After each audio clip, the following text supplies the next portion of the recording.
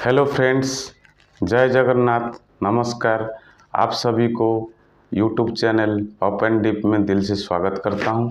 आज हम पढ़ने वाले हैं फीचर्स ऑफ सिक्योरिटीज़ के बारे में।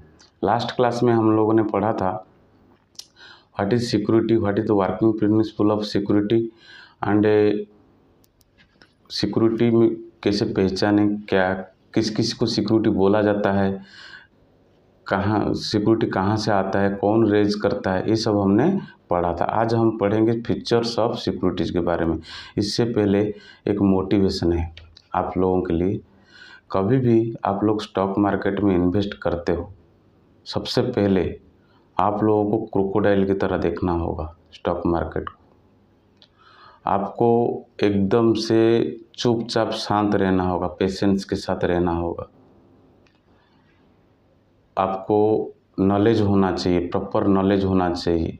इसलिए मैं आप लोगों को पढ़ा रहा हूँ कि आप सभी को प्रॉपर नॉलेज होना चाहिए स्टॉक मार्केट के बारे में। अगर आपके पास प्रॉपर नॉलेज होगा और कैपिटल होगा, आप 100% आप सक्सेस अचीव कर सकते हैं। इसलिए आप सभी को स्टॉक मार्केट से मनी इन्वेस्ट करके पैसा कमाने के लिए सबसे पहले आपको नॉलेज की ज़रूरत होगा। तो नॉलेज के लिए आप लोग मेरा क्लास देखिए। इसमें मैं बहुत अच्छा से समझा रहा हूँ कि कैसे क्या स्टेप बाय स्टेप हम आगे बढ़ेंगे, और इस प्रोसेस में जितना स्लो रहेंगे आप उतना आगे जाएंगे। क्योंकि देखिए, stock market is a slow process. इसमें से 99% लोग पैसा खो देते हैं और 1% लोग जो है सक्सेसफुल होते हैं। आपने वॉरेन बफेट का नाम सुना होगा, राकेश झुनझुनवाला साहब के नाम सुना होगा, चार्ली मुंगर के नाम सुना होगा, बेंजामिन ग्राहम साहब के नाम सुना होगा। ये जो इतने बड़े बड़े इन्वेस्टर कैसे बने, इनके पास बहुत पेशेंस है। उन्होंने बहुत टाइम दिया है मार्केट को। Stock market is based on experience. जितना एक्सपीरियंस गेन करेंगे, जितना नॉलेज गेन करेंगे, आपको उतना बेनिफिट होगा। तो इसलिए आप सभी को निवेदन है, जो मेरा क्लास चल रहा है उसको ध्यान से सीरियल वाइज देखिए।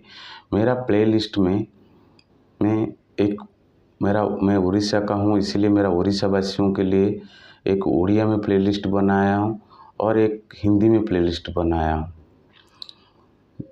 जो स्टूडेंट हिंदी में सीखना चाहते हैं वो हिंदी में सीख सकते हैं, जो उड़िया में सीखना चाहते हैं उड़िया में भी सीख सकते हैं। क्योंकि मैं इसलिए 2 बनाया हूँ ताकि किसी को दिक्कत ना हो। तो जैसे आप मेरे चैनल में जाएंगे, सीधा प्लेलिस्ट में क्लिक कीजिएगा।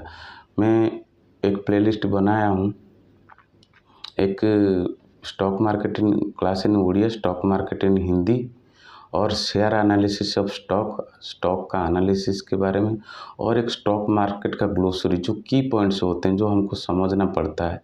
जैसे EBITDA क्या है, पी रेशियो क्या है, फाइनेंशियल एसेट क्या है, लायबिलिटीज़ क्या है, ये सब छोटे छोटे जो पॉइंट है, जो टर्म्स है, जो फाइनेंशियल टर्म्स है, उसको समझना है। वो भी स्लोली आगे बढ़ेंगे। अभी तो शुरुआत है। तो चलो टॉपिक पे आते हैं। What is features of security. जब फीचर्स ऑफ सिक्योरिटी ध्यान में आता है, इधर क्या होता है, money exchange in form of security. इधर क्या होता है, जो पैसा है वो सिक्योरिटी की तरह, सिक्योरिटी के फॉर्म में ट्रांसफ़र होता है एक से दूसरे को। मान लो एक कंपनी का लिस्टेड शेयर है, उसमें मैं मान लो एक शेयर खरीदूंगा, तो मैं बायर बन गया। तो कोई बेचेगा तभी ना वो मैं खरीदूंगा। तो उधर क्या हुआ, मैंने तो पैसा देके सिक्योरिटी खरीदा और एक्सचेंज के थ्रू खरीदा। ब्रोकरेज रहेगा बीच में, ब्रोकरेज एक्सचेंज रहेगा। उसके बाद क्या होगा, दूसरा ब्रोकरेज रहेगा, फिर दूसरा सेलर रहेगा। मैं बाय करूँगा तो एक प्रोसेस है। जैसे कि बायर और सेलर के बीच में क्या हुआ, सिक्योरिटी ट्रांसफ़र हो। उसने मान लो TCS का शेयर है, वो टीसीएस का शेयर बेच रहा है और मैं खरीद रहा हूँ, लेकिन इसमें क्या है, हमने पैसा दोनों लगाए हैं।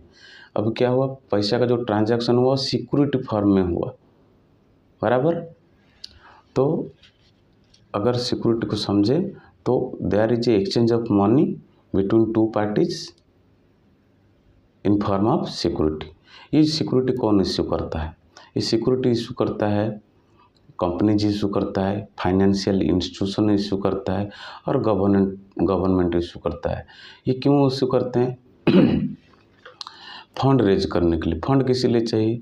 डेफिसिट के लिए। अगर कोई कंपनी का फंड डेफिसिट होगा, मतलब कोई ग्रोथ चाहिए, बिना लोन के तो बैलेंस शीट नहीं होता है, तो उसको क्या करना पड़ता है, अगर ग्रोथ करना है तो लोन लेना पड़ता है। और लोन लेने के लिए क्या, बैंक जाना पड़ेगा। बैंक जाएंगे तो हायर इंटरेस्ट रेट लगाएगा।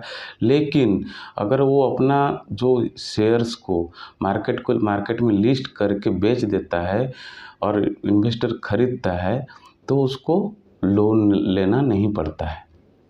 एक रीजनेबल प्राइस में उसको पैसा मिल जाता है शेयर बेच के। इसमें इन्वेस्टर का रिस्क रहता है, उसमें कंपनी का कोई टेंशन नहीं रहता। तो इसमें क्या होता है, कंपनी को आसानी से पैसा मिल जाता है और अब कंपनी क्या करता है, उस पैसे को इन्वेस्ट करके ग्रो करता है। सेम फाइनेंशियल इंस्टीट्यूशन भी वही करता है। गवर्नमेंट क्या करता है, जब सैलरी का डेफिसिट हो, मान लो डिफेंस बजट है, रेलवे बजट है, food agriculture, health care sector में, जो भी सेक्टर में बजट होता है, बजटरी नॉन बजटरी एक्सपेंस में एक डेफिसिट रह जाता है, कुछ पैसा खाली रह जाता है, क्योंकि गवर्नमेंट रेवेन्यू और एक्सपेंडिचर के बीच में डेफिसिट रहता है। वो जो गैप रहता है उसको फुलफिल करने के लिए गवर्नमेंट क्या करता है, सिक्योरिटी बेचता है।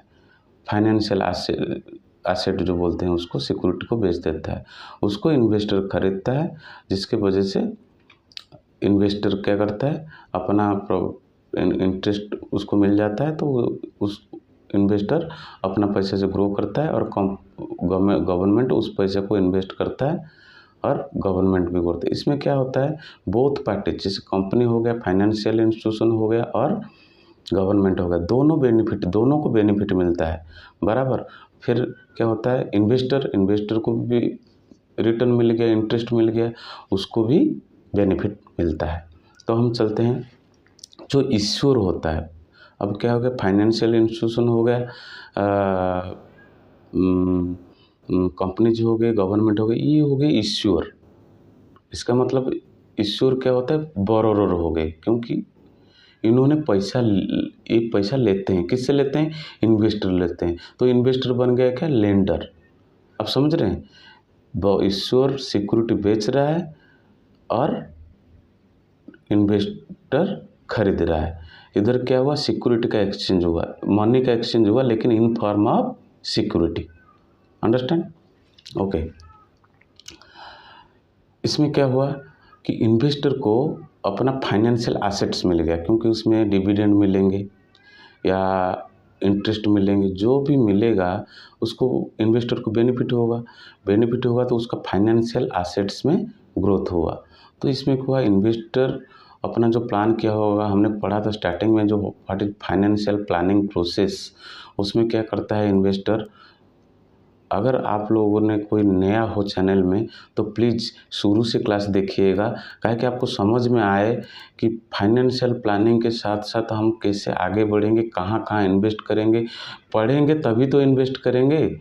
ऐसे डायरेक्ट अगर कई जगह पे इन्वेस्ट करने लग जाए बिना पढ़ाई का, बिना फाइनेंशियल नॉलेज का, हमको बहुत सारी दिक्कतें आ सकती हैं, फंस सकते हैं, हम फाइनेंशियल क्रंच फेस कर सकते हैं। इसलिए हम सबको फाइनेंशियल नॉलेज होना ज़रूरी है, क्योंकि हम लोगों को स्कूल में फाइनेंशियल नॉलेज के बारे में पढ़ाया नहीं जाता।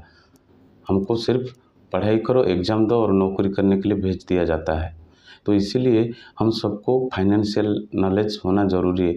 अभी कुछ दिन पहले मैंने सुना था कि जो नेशनल एजुकेशन पॉलिसी आ रहा है उसमें फाइनेंशियल एजुकेशन भी इंक्लूड किया जा रहा है, जिसकी वजह से हम सबको निफ्टी क्या है, सेंसेक्स क्या है, मिड कैप, स्मॉल कैप, ये सब के बारे में हमको नॉलेज भी मिलेगा। इससे हमारा फाइनेंशियल ग्रोथ होगा और ऐसे गवर्नमेंट प्लान कर रहा है, शायद ये इम्प्लीमेंट हो गया है।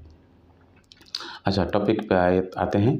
तो इसमें क्या होता है, जो फाइनेंशियल एसेट्स इन्वेस्टर को मिल गया, उसमें क्या है, उसको बेनिफिट हुआ और प्लस कंपनी को भी बेनिफिट हुआ। उसने अपना बिना बैंक से हायर इंटरेस्ट का लोन लेते हुए अपना ग्रोथ किया। फाइनेंशियल इंस्टीट्यूशन जो है उसने भी इन्वेस्ट करके ग्रोथ किया। और दूसरा गवर्नमेंट भी अपना ग्रोथ किया, क्योंकि गवर्नमेंट को हर जगह देखना होता है, डेवलपमेंट देखना होता है, सैलरी देखना होता है, सब कुछ देखना होता है। तो उसको भी फंड टाइम पे मिल गया, क्योंकि गवर्नमेंट टैक्स तो लेता है, टैक्स से सैलरी देता है, सब कुछ रोड का इंफ्रास्ट्रक्चर डेवलप करता है, हेल्थ केयर सेक्टर, हर सेक्टर देखता है गवर्नमेंट। सारे मिनिस्ट्री जो गवर्नमेंट का जो कैबिनेट है वो सब देखता है। लेकिन कभी कभी फंड डेफिसिट होता है, इसीलिए बहुत सारा सरकारी जो सिक्योरिटीज़ मार्केट में इंजेक्ट किया जाता है, जैसे ट्रेजरी बिल्स हो गया।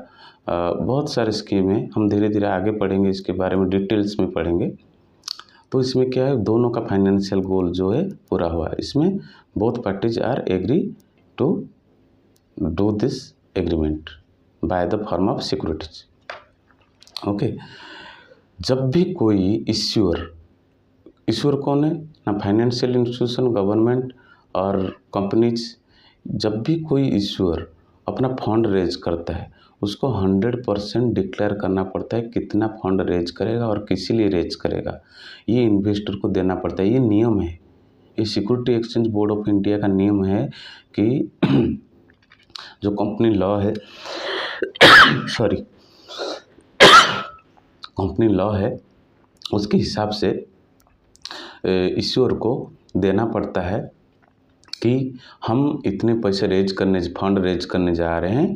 और आप देखा होगा स्टॉक मार्केट में न्यूज़ में इतना 1000 करोड़ फंड रेज कर रहा है अदानी, अंबानी, जैसे कोई टाटा, जो भी बड़े बड़े कंपनी है, ये छोटे कंपनी भी फंड रेज करते हैं, ऐसी बात नहीं है। सभी फंड रेज करने से पहले इन्वेस्टर को बताते हैं कि हम इतने फंड रेज करने जा रहे हैं, इतना एक्सपेंशन करने जा रहे हैं और हमको इतना फंड चाहिए, हम इक्विटी के फॉर्म में या बॉन्ड के फॉर्म में हम पैसा रेज करेंगे।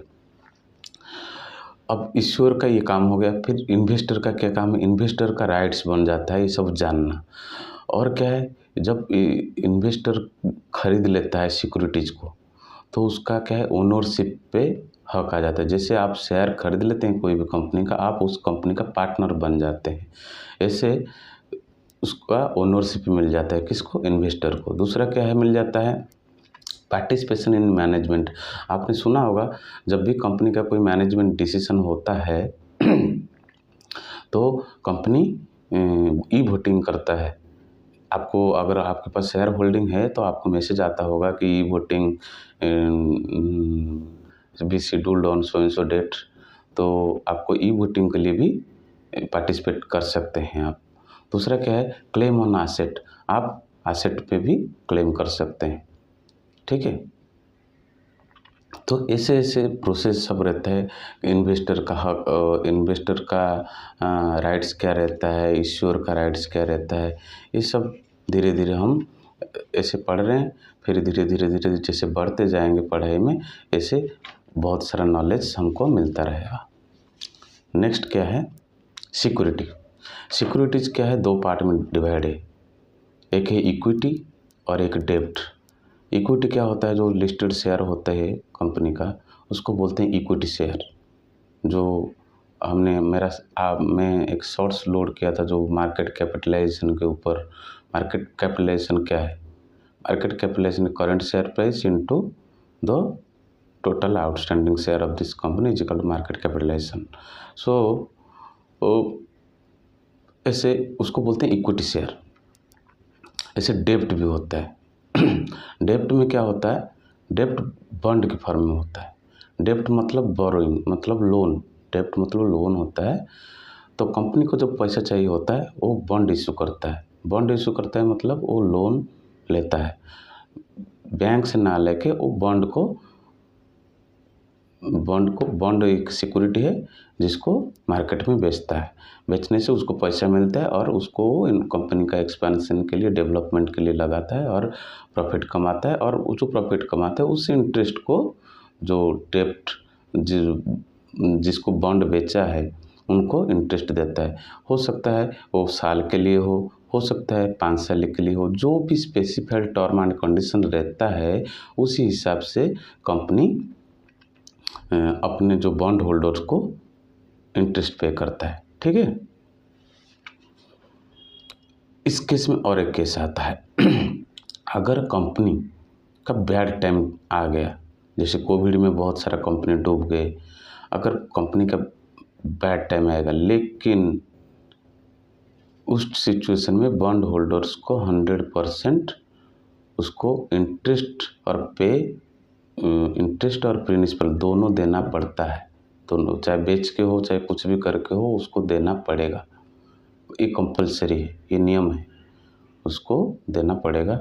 चाहे कंपनी डूबे चाहे कुछ भी हो जाए, उसको देना पड़ता है। ठीक है।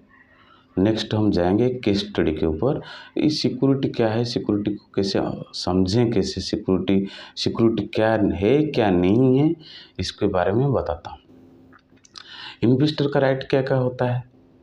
इन्वेस्टर का राइट है जब मान लो एक इन्वेस्टर बॉन्ड खरीद रहा है तो उसको राइट बन जाता है इन्फॉर्मेशन अबाउट द कंपनी के बारे में पूरा इन्फॉर्मेशन चाहिए, उसको राइट्स बन जाता है।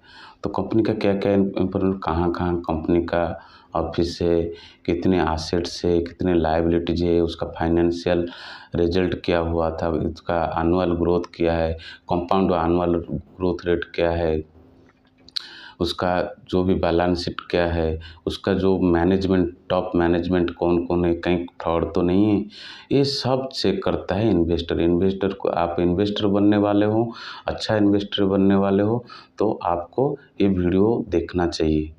मैं आपको सजेस्ट कर रहा हूँ, अगर आपको अच्छा प्रॉपर इन्वेस्टर बनना हो तो आपको ये वीडियो 100% देखना चाहिए, क्योंकि आपको अगर सक्सेस होना है सब स्टॉक मार्केट में तो आपको पूरा फाइनेंशियल नॉलेज गेन करना पड़ेगा।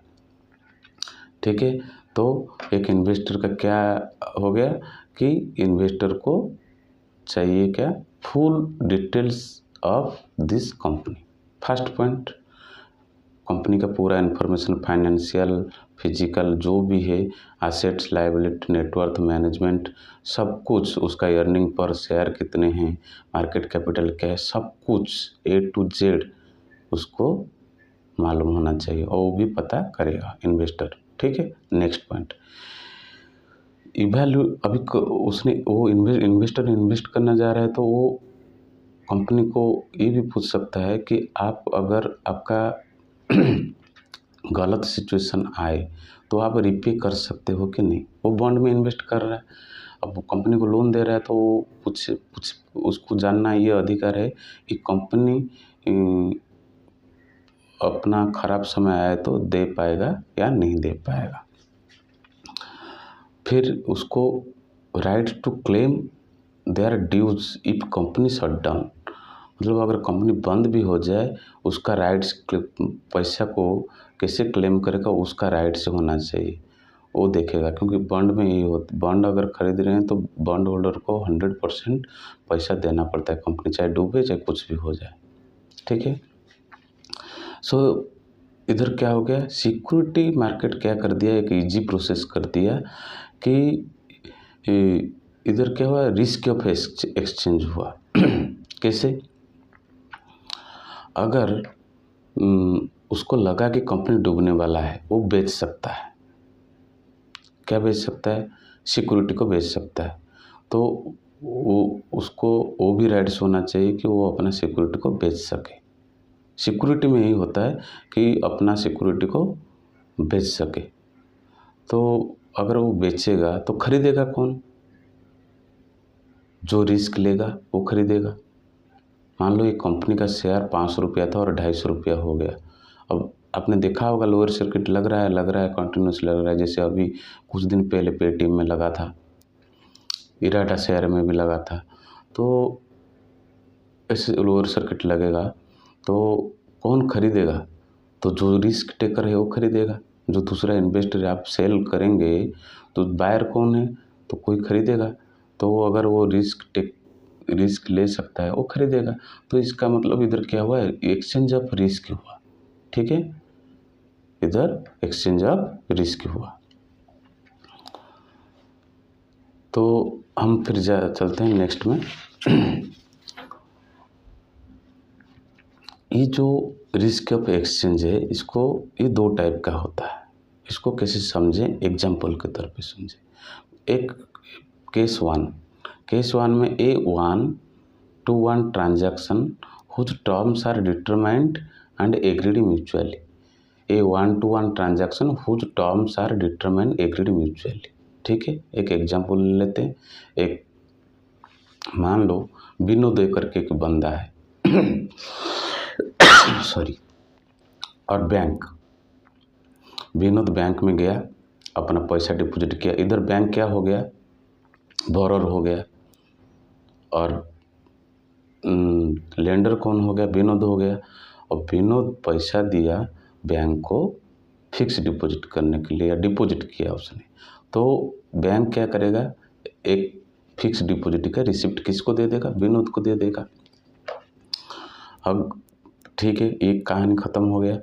अब कुछ दिन के बाद विनोद को पैसा का ज़रूरत पड़ गया, और विनोद बोला, बैंक में गया, सर मेरा जो पैसा जमा किए थे, मुझे पैसा अर्जेंट ज़रूरत है, मुझे चाहिए। तो बैंक क्या करेगा? विनोद के ऊपर पेनाल्टी लगाएगा और अपना FD को तोड़ देगा। FD को ब्रोकन करेगा और उसको पेनाल्टी लगा के उसको पैसा दे देगा। ठीक है, ये एक केस हो गया जहाँ पे दोनों parties terms condition determine agreed mutually. मतलब बैंक और इसके बीच में पहले से ये डिटरमाइन हो चुका है कि अगर आप डिपॉजिट करते हैं, BCFD या रिकरिंग डिपॉजिट तोड़ते हैं, तो आपको पेनल्टी लगेगा। अगर आपका मैच्योरिटी पीरियड हो जाता है तो आपके ऊपर पेनल्टी नहीं लगेगा। केस 2 क्या होता है? A standard security whose terms are accepted by both the parties. Terms are accepted by both the parties. देखो अलग हो रहा है इधर क्या हुआ? देखो मान लो फिर बैंक है और दूसरा है विनोद। सेम केस को ले लो। बैंक क्या करेगा? विनोद आया, बोला कि ठीक है, मुझे एक सर्टिफिकेट ऑफ डिपॉजिट दे दो। आप अगर मेरा शॉर्ट्स वीडियो देखा होगा, मैं सर्टिफिकेट ऑफ डिपॉजिट के बारे में भी पढ़ाया हूँ, और दूसरा क्लास 1 to 5 के अंदर भी सर्टिफिकेट ऑफ डिपॉजिट जो सिक्योरिटी क्या है, जब हम पढ़ रहे थे तब हम पढ़े थे कि सर्टिफिकेट ऑफ डिपॉजिट क्या है। ठीक है, तो सर्टिफिकेट ऑफ डिपॉजिट किसने खरीदा? विनोद ने खरीदा। किससे खरीदा? बैंक से खरीदा। और सर्टिफिकेट डिपॉजिट एक सिक्योरिटी होता है। अब क्या हुआ? विनोद उसको होल्ड किया 1 साल तक। ठीक है, विनोद उसको होल्ड किया 1 साल तक। तो उसको 1 साल, मान लो 1 साल का है सर्टिफिकेट ऑफ डिपॉजिट, और वो मैच्योरिटी पर पीरियड हो गया 1 साल तक। अब उसने गया देने के लिए बैंक को। बैंक मैनेजर बोला, ठीक है, आप अपना सर्टिफिकेट ऑफ डिपॉजिट दे दो, अपना पैसा ले लो। एक केस हो गया। अगर विनोद को 1 साल से पहले, मैच्योरिटी पीरियड से पहले पैसा का ज़रूरत पड़ गया तो क्या होगा? तो विनोद क्या करेगा? जाएगा ब्रांच में जाएगा, तो वो मना कर देगा कि मतलब सिक्योरिटी का इधर फंक्शन देखो। सिक्योरिटी क्या करेगा?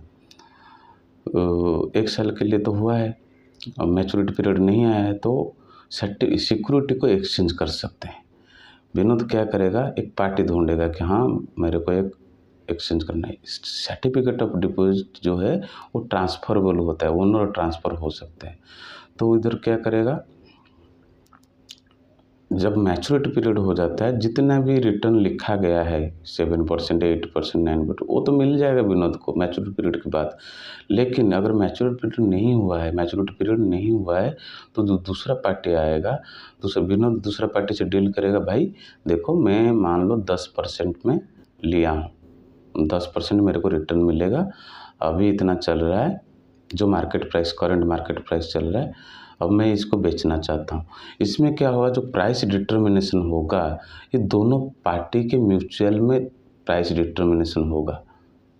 ठीक है, दोनों पार्टी मिलकर डिसाइड करेंगे कि हाँ मैं इतना में बेचना चाहता हूँ, आप इतने में खरीद लो। ठीक है, अब दोनों बैठ के डिसीजन लेंगे तो क्या होगा, जो भी प्राइस होगा उसमें बैंक का कोई इंटरफेयर नहीं रहेगा।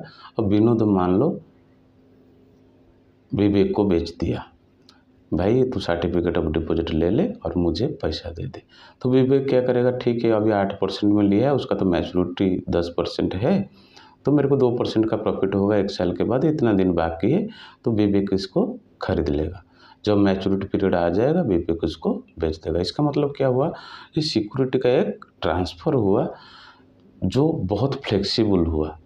लेकिन एफडी के केस में ऐसे नहीं हुआ, जो पहले केस 1 में हुआ था, उधर क्या हुआ, पेनल्टी लगा कस्टमर के ऊपर। वही केस जब सिक्योरिटी इसके हाथ में है, इधर पेनल्टी नहीं लगता है, इधर क्या हुआ ना, सिक्योरिटी का एक्सचेंज हो गया।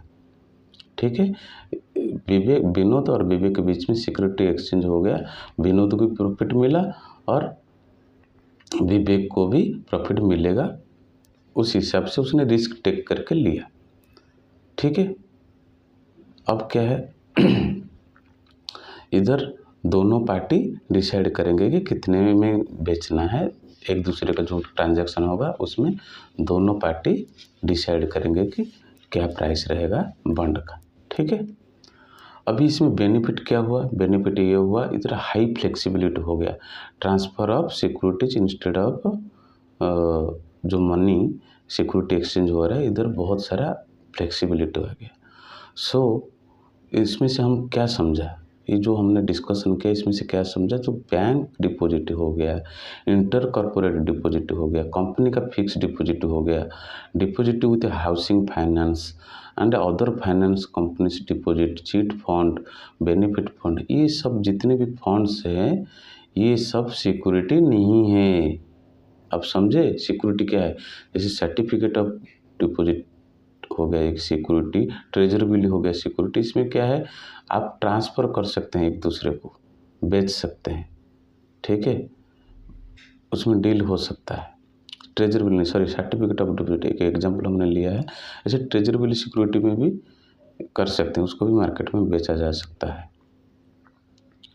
ऐसे हमने क्या कहाँ पे थे, हाँ, जो बैंक डिपॉजिट इंटर कॉर्पोरेट जो भी जितनी भी डिपॉजिट है वो नहीं है। और भी क्या है, जो इंश्योरेंस होता है, जो लाइफ, जिसमें लाइफ रिस्क होता है, इंश्योरेंस एक्ट सेक्शन 2 1938 के तहत लिखा गया है कि इंश्योरेंस जो है वो सिक्योरिटी नहीं है। शायद 2021 में गवर्नमेंट डिक्लेयर किया था इसको इंश्योरेंस, नहीं सॉरी, ये बाद में बताऊंगा पता करके आपको। इंश्योरेंस जो लिखा हुआ है सेक्शन 2 के अंदर 1938 इसमें इंश्योरेंस सिक्योरिटी नहीं है। और भी क्या क्या है, जो पेंशन फंड है, प्रोविडेंट फंड है, वो भी सिक्योरिटी नहीं है। इसका मतलब ये है जो सिक्योरिटी नहीं है वो ट्रांसफ़र नहीं हो सकता, जो सिक्योरिटी है वो ट्रांसफ़र हो सकता है। तो सिक्योरिटी का बेनिफिट क्या है, हाई फ्लेक्सिबिलिटी, लिक्विडिटी को इजीली ट्रांसफ़र किया जा सकता है, मनी की वजह से सिक्योरिटी में आराम से ट्रांसफ़र हो सकता है और कंपनी अपना फंड रेज कर सकता है सिक्योरिटी के माध्यम से। इसमें दोनों का फाइनेंशियल गोल पूरा होता है, इन बोथ इन्वेस्टर का एंड इश्यूअर का। ठीक है, अभी हम नेक्स्ट क्लास में पढ़ेंगे मार्केट पार्टिसिपेंट कौन कौन है, उसके बारे में नेक्स्ट क्लास में डिस्कशन करेंगे। अभी ये कंटेंट जो मैं बनाया हूँ बहुत मेहनत करके बनाया हूँ आप लोगों के लिए, आप लोग, मैं आशा करता हूँ आप लोगों को समझ में आया होगा। और कुछ भी अगर प्रॉब्लम है आप कमेंट सेक्शन में बता सकते हैं, मैं आपको डाउट क्लियर करने के लिए हमेशा तत्पर रहूँगा। मैं पूरी ईमानदारी से आपका सेवा करूँगा और 100% जो मैं पढ़ा रहा हूँ, मेरा स्टूडेंट जो भी है उनको मैं अच्छा से समझाऊँगा, मेरा ये पूरा वादा है। अगर कोई भी डाउट है आप कमेंट सेक्शन में कमेंट करके बता सकते हैं और चैनल को लाइक और सब्सक्राइब और शेयर करने के लिए भी आपको रिक्वेस्ट करूँ। फिर भी मेरे को मेरा जो हार्डवर्क एंड जो ईमानदारी है आपको पढ़ाने का, उसके ऊपर मेरा पूरा भरोसा है। तो आप करें या ना करें, मेरा तो मानना ये है कि कर्म करते रहो, आगे बढ़ते रहो, बाकी भगवान देखेंगे। अब ज़िंदगी में है क्या है, लाइफ में आए हो किस दिन चले जाओ, लेकिन एक ज्ञान दान करके जाओ तो कुछ अच्छा रहता है। अगर हाँ हम मेहनत करते हैं, अगर हमको कुछ अवार्ड मिलता है तो हमको थोड़ा मोटिवेशन मिलता है। इसलिए मैं आप लोगों को रिक्वेस्ट करता हूँ कि आप लोग मेरा वीडियो देखें और लाइक सब्सक्राइब कीजिए तो बहुत अच्छा रहेगा। और आज के लिए इतना ही है। जय जगन्नाथ, नमस्कार।